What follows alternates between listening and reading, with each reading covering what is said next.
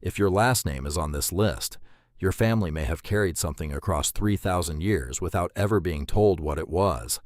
Not a title, not a crown, a claim, written into genealogical scrolls, into the court records of Portugal and Baghdad, into rabbinic registers copied by hand across a dozen countries, and in one case, carved into the royal seal of a European dynasty for the entire world to see.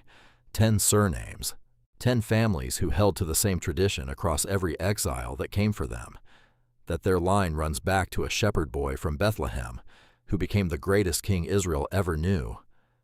And most of the people carrying these names today have no idea that claim was ever made. Stay until number 1, because that surname belongs to a dynasty that ruled a nation for 1,000 years and placed King David's harp on its coat of arms as a statement of who they believed they were. Before we begin, one thing: if the history hidden inside family names is the kind of thing you want more of, subscribe and leave your surname in the comments right now, because some of you are going to hear your own name before this video ends. Number 10. Davidson, and with it, Davidov, Davidovich, Davidoff, and Ben David.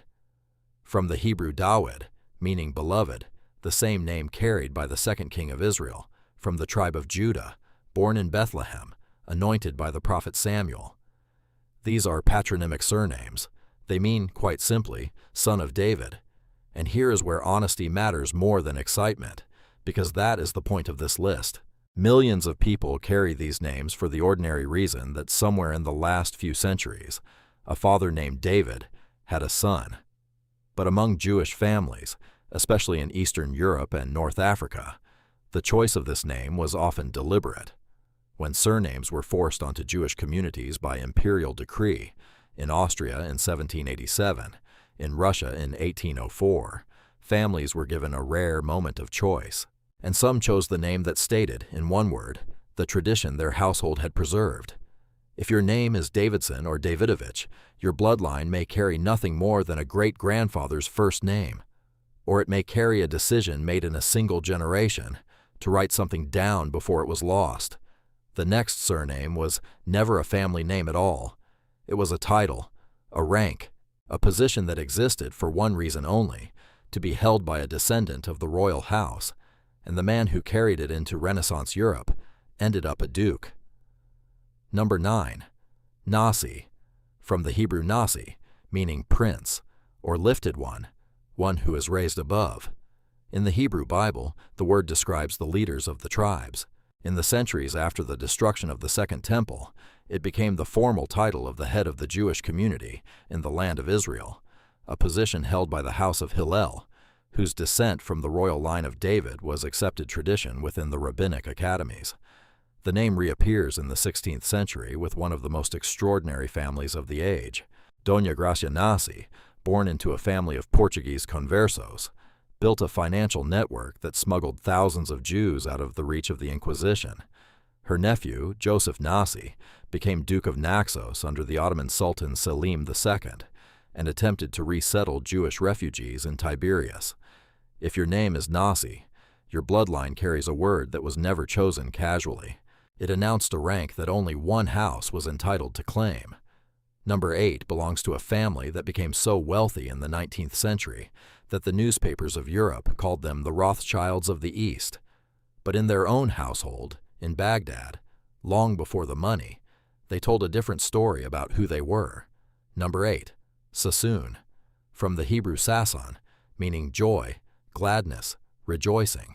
The family emerges into recorded history in Baghdad, where for generations they held the office of Nasi, chief treasurer and leader of the Jewish community under Ottoman rule, a position their line occupied for the better part of a century. When persecution under the governor Dawood Pasha forced David Sassoon to flee in 1829, he rebuilt everything in Bombay, and his sons carried the family into Shanghai, Hong Kong, and London. What traveled with them was a family tradition of descent from the royal line, preserved orally and in family records, and reflected in the name they gave their firstborn sons, generation after generation. David. Again and again. If your name is Sassoon, Your bloodline belonged to a family that governed a Jewish community for centuries and never stopped repeating one name, as if repetition itself were a form of record-keeping. The next name is an occupation, a modest one, but the family that carried it in Aleppo kept a document rolled up and guarded for generations, and what was written on it was not modest at all. Number 7. Dayan. From the Hebrew dayan, meaning judge, a rabbinic judge who sat on the religious court, the Beit Din. In the Syrian Jewish community of Aleppo, the Dayan family were exactly that, hereditary judges of one of the oldest, continuous Jewish communities on earth, a community that traces its presence in the city back well over 1,000 years. And the family preserved something else, a Yikas scroll, a genealogical record, in which the family line was traced back through the generations to the royal house.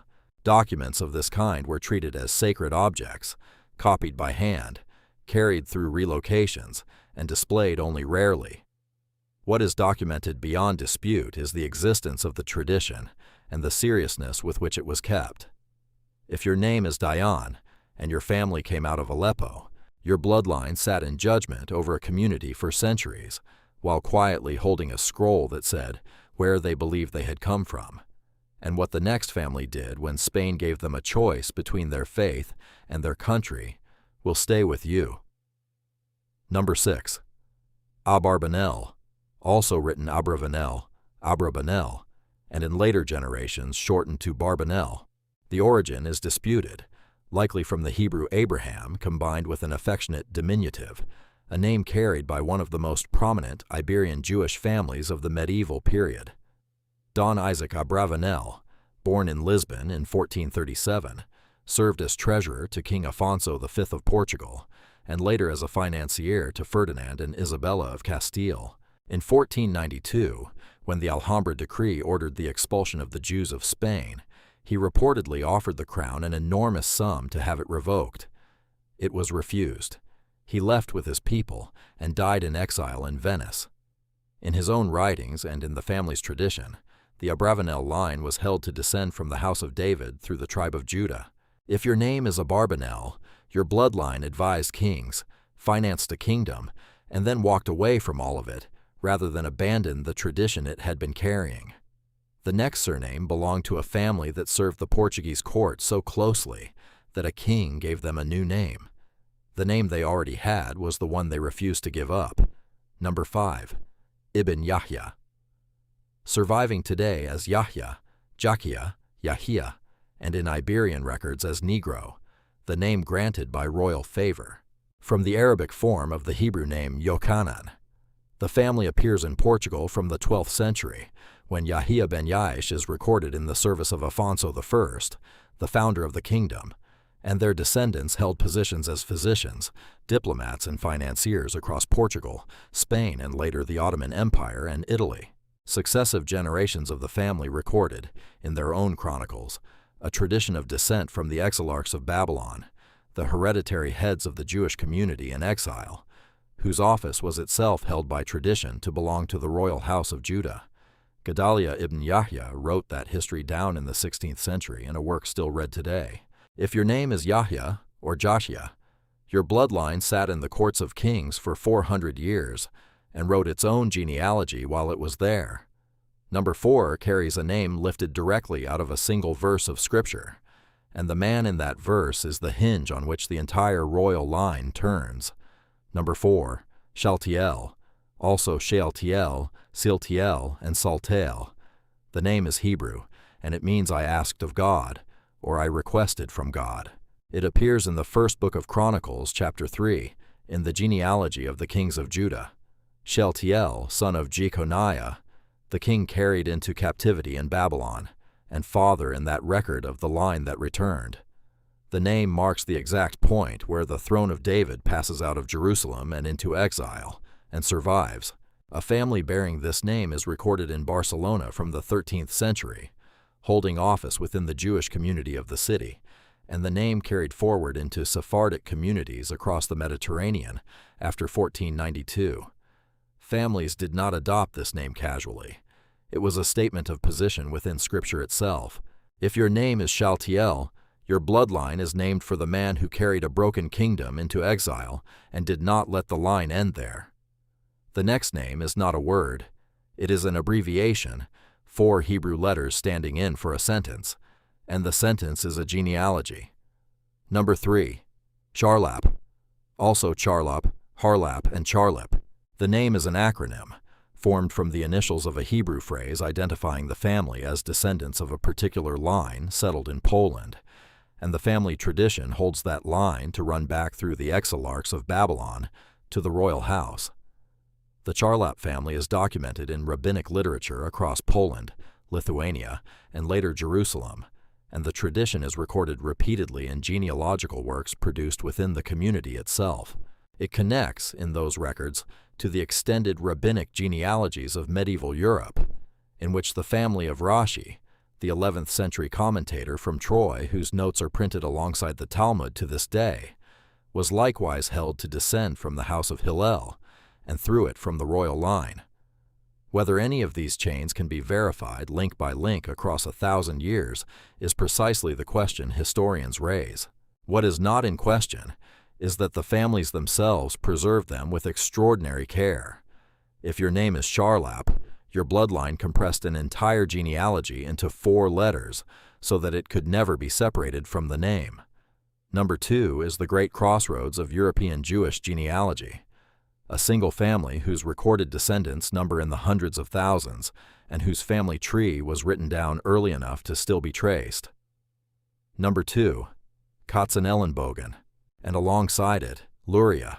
Katzenelnbogen is toponymic, taken from Katzenelnbogen, a town in the German Rhineland, adopted by the family of Mir ben Isaac, born in 1482, who became rabbi of Padua and one of the towering rabbinic authorities of the 16th century.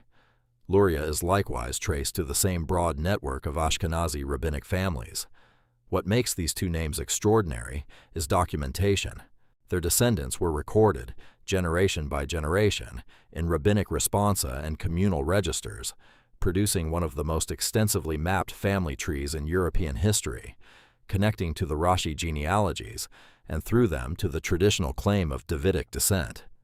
Modern genealogists have traced enormous numbers of living people into this network.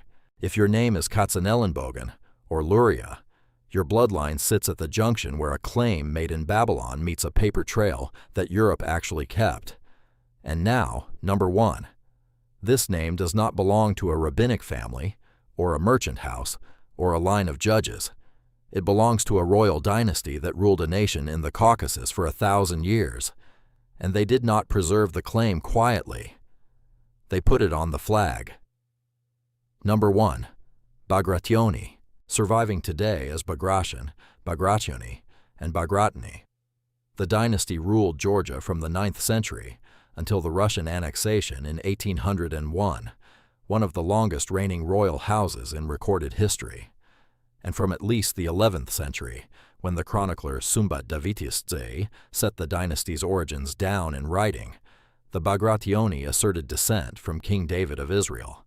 This was not a private family tradition. It was the official ideology of a kingdom.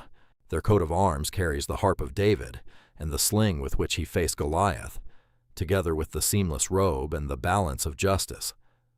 Georgian kings took the name David more than any other, and one of them, David IV, called the Builder, remains the most celebrated ruler in the nation's history. The claim has been debated by historians for 2 centuries and cannot be verified. What cannot be debated is that a European royal house identified itself, publicly and for a millennium, as the continuation of a shepherd's line out of Bethlehem. If your name is Bagration, your bloodline belongs to the only dynasty in the world that answered the question this entire video is asking, by carving the answer into its royal seal. 10 surnames, 10 corridors leading back through exile roads and Babylonian courts, through the burning of Iberian libraries and the shelves of Aleppo synagogues, through scrolls carried in the hands of families who had already lost everything else, and through the coat of arms of a kingdom in the mountains of the Caucasus. Not one of these lines can be proven, link by link. Every one of them was preserved as though it could be. Your name is not just a name. It is a claim someone in your family decided was worth keeping, through every century that tried to take it from them. Drop your surname in the comments and tell me what your family has always said about where it came from, because those stories are the last part of the record that still belongs to you. And if you made it to the end of this video, subscribe to the channel. Every week, another name, another bloodline, another history that nobody told you was yours.